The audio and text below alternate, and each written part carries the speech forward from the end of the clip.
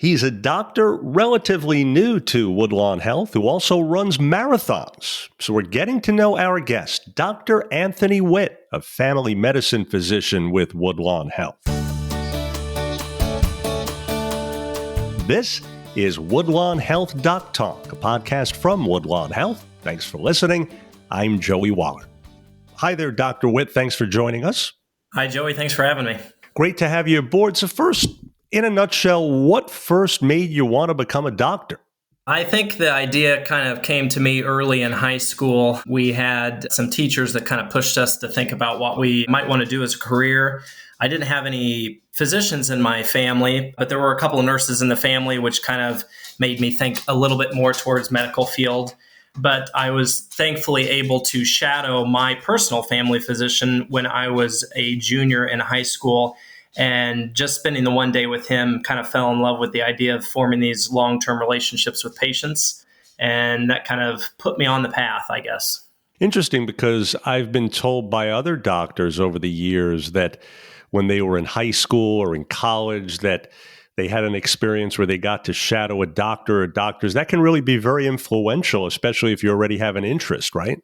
It can. And I think that goes for all career paths. If you have the opportunity to spend some time with maybe what you might be interested in at a young age, it can kind of form a long-lasting impression on what you feel about that field, good or bad. So it can kind of help guide, which direction you need to go coming out of high school. Yeah, I guess it could also tell you if something's not for you as well. But in your case, Absolutely. That was not it, obviously. And so many people better off for that. Speaking of which, why your preference in particular for family medicine? Well, I think partly because that was the first type of physician that I spent time with, my family physician, when I shadowed him. So that was step one. I think a lot of people not in the medical community don't realize how many different areas in medicine you can go. So even when I entered into medical school, I kind of thought, well, you've got your surgeons and you've got your primary care providers. And I know there's specialists out there, but it's kind of a vague area. So as we progressed through medical school, I tried to place myself into each of those specialties mentally. Would I enjoy being in cardiology? Would I enjoy being in the surgical field? And I enjoyed every single one of them, which usually points you towards being more of a generalist rather than being a specialist. And so family medicine allows me to do GI stuff. It allows me to do cardiac stuff. I get to do some office procedures. So it just kind of works well for my personality that I get to enjoy a little bit of everything. Gotcha. So as mentioned at the top, you're new to Woodlawn, having joined them this year. What brought you here? So I currently live in Plymouth, which is about 30 minutes north, and I have some friends that work for the Woodlawn Health System and have heard great things over the last several years. I really am drawn to the small health system, the small independent health system, and love the autonomy that gives the providers in that network. And when I started having formal discussions with Woodlawn, just enjoyed more the idea of working for a small health system that's right in our backyard. So to follow up on that, as you well know, often in larger communities, doctors don't really have a chance to spend quite as much time with patients because they're so busy, and it's often one patient out, the next one in a short time thereafter, maybe right after. So how do you take advantage of the opportunity of your ability to build those relationships in your situation? Well, it's challenging because you're right. I think especially in large urban communities, people can be seen more like numbers. But the challenge we have in rural areas is that we service larger geographic areas. So we have large patient volumes, but fewer providers. So we still have large amounts of patients that we have to get through the door every day. But being in a smaller community where we're often going to be running into our patients when we're out in public, we need to find a way to, in a short time window, build a really strong connection with them. In an urban setting, there might not be that need to really try and connect with your patients because you're likely never going to run into them in a large city. But being in Plymouth, where I am running into my patients all the time, I need to make sure that in that 10, 15, 20-minute window, not only are we covering their medical conditions and problems, that we are also forming a good long-term relationship. And that doesn't happen in one or two visits. It takes a few years before you really feel like you truly know that patient. So it's not a short-term process, but as long as from the very first visit, both sides are trying to work towards a long-term relationship, it works well. And when you are able to establish more of a close long-term relationship on a doctor-patient basis, it's not only something that's nice and friendly, but it really makes a difference in doing better work medically, doesn't it? Because that familiarity breeds being able to better diagnose and refer and so on, right? Absolutely. I learn patients' preferences. So there are patients of mine who, before I even go in the room, I know how they're going to react to the things that we need to talk about. I know how they would like to receive the news. There are some patients who need me to be a little bit more delicate with how I approach certain recommendations and certain diagnoses. And there's other patients that I know, hey, they just want me to be blunt and I can just get right to it. So the early visits, you kind of have to treat every patient the same because I don't know their personalities. But as I get to know each one, I can kind of customize how I interact with them in the room based off of what's going to be the best experience for both of us. Gotcha. You mentioned sometimes you actually run into your patients in the community. So if you're online at the supermarket, let's say, Doc, you ever have people tap you on the shoulder and say, how's it going? Boy, I've got this pain in my back. Do you think I can get an appointment next week? It's not been too bad. They will often wave or smile or say hi, but I think generally patients, they don't want to bring up their personal medical stuff around other people. Now, if we're in a smaller setting where maybe it's a little quieter or we're further removed, then I'll get some personal questions. But when it's, for instance, at the supermarket, normally it's just a friendly wave and then we kind of go about our normal business. But when you are practicing in a smaller, more rural type community as you are, I would imagine it also creates not just a familiarity, but also a commonality, doesn't it? In that these are largely people coming to you that are living in similar surroundings to you, and that can be beneficial too, right?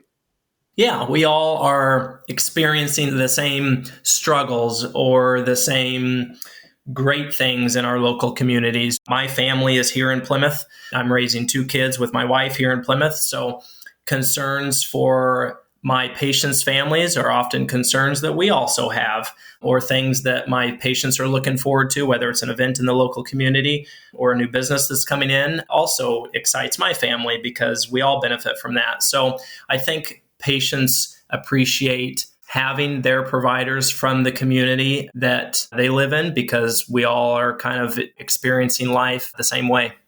So, how about the fact that you're here now, but where are you from originally? My home is in a small town in southern Indiana, Jasonville. For those familiar with the geography of Indiana, it's about a 30 minutes south of Terre Haute. And so, to be able to go through everything a doctor must in order to become a physician, scholastically and all the hours devoted and so on, and then be able to practice in your home state, what's that like? Wonderful. When I made the decision to go to medical school, I had always had the goal of practicing in Indiana. Where at, I didn't know at the time. There was obviously the idea that I might return home. My wife's family is from Southwest Michigan.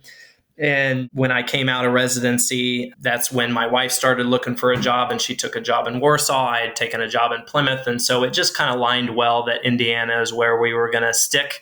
And it's close to both of our families. And I think, again, patients really appreciate, even though I'm not from Rochester originally, I'm not from Plymouth originally, I think patients appreciate that I am a Hoosier born and raised, like many of them. And there's just that commonality that makes us more similar than not.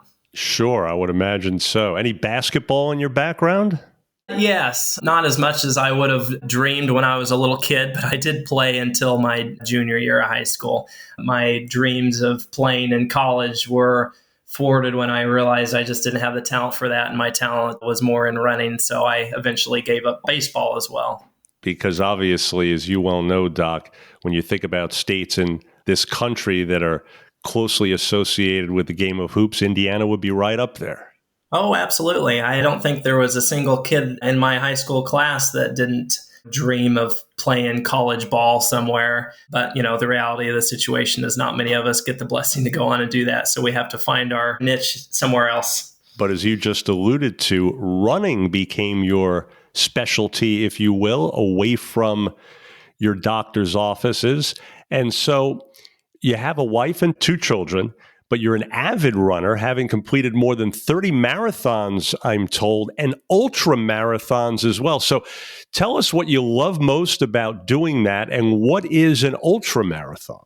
So an ultra marathon is any race that's longer than the standard 26.2 marathon distance. So that's kind of a vague category because there are distance events. So 50-kilometer races, 50-mile races, 100-mile races. And then there are timed events. How far can you run in 12 hours, 24 hours, and it goes up to 10 days potentially in some races.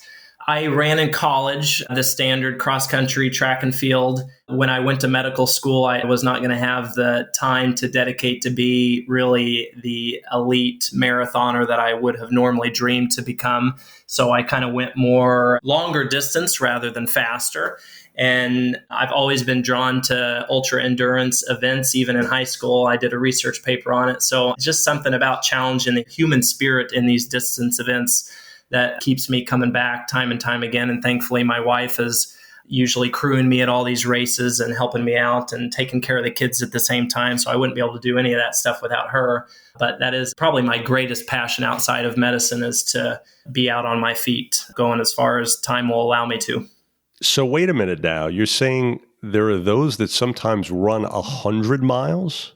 Yeah, I've covered that distance in 3 different races. That's not probably the most common. A lot of I'd say the majority of ultra runners stick with like the 50-kilometer and 50-mile races. So that's about 32 miles, and then the 50-mile race distance. But there's growing popularity in the longer ultra races. So 100 miles, there's even 200-mile races out that I have not yet tried to go after that distance. But yes, I've done a few of the 100-mile distances at this point. And your wife is okay with this? She is. She questions it. I don't think she fully understands why, but thankfully she is out there in the conditions with me, making sure that I'm staying fueled. Because often these races are in more isolated places. These aren't typically in cities. They're out on trails in the middle of nowhere. So although there's aid stations with the races, she is normally out there making sure I'm taking care of myself. And what's your best time for a 100-mile run? My best time is 15 hours, just over 15 hours and 11 minutes. That was last summer. If I ever ran 100 miles in one shot, Doc, and somebody asked me what my best time was, you know what my answer would be? Life. As long as I can finish in this lifetime, that would be a good bar, I think. I get something about that response every time, but I've been competitively running for now 2 full decades, so I've built very slowly up to this level. Indeed, it's a specialty unto itself. While you may not be a specialist in your medical work, you're certainly a specialist on the athletic side. Let me ask you a couple other things. As a doctor, and you touched on this briefly, how do you find the time to properly train for, much less run these long distances?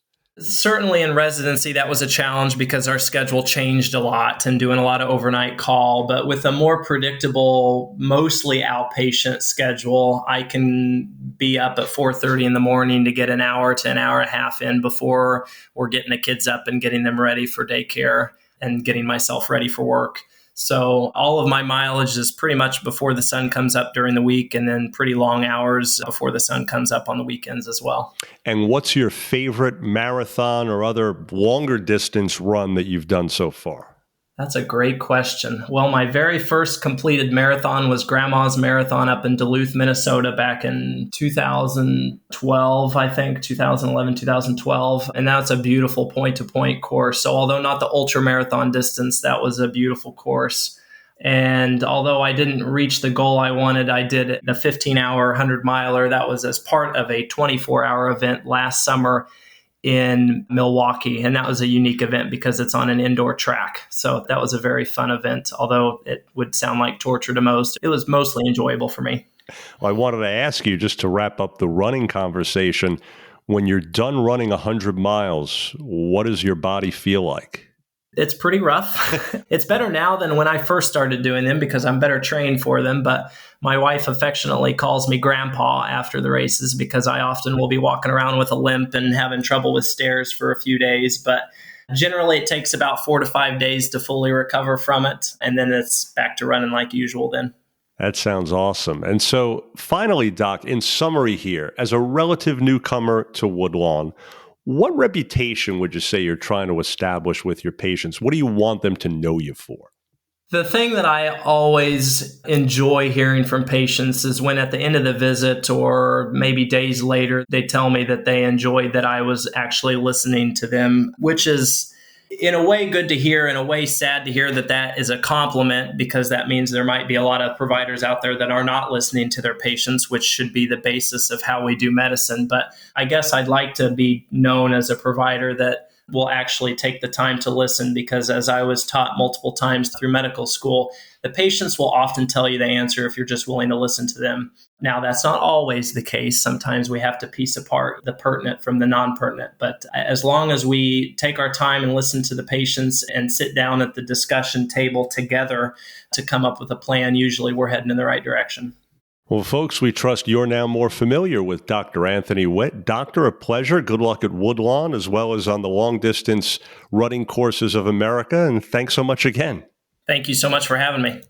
Absolutely. And for more information, please visit woodlawnhospital.org. Again, that's woodlawnhospital.org. Now, if you found this podcast helpful, please share it on your social media. I'm Joey Waller. And thanks again for listening to Woodlawn Health Talk, a podcast from Woodlawn Health.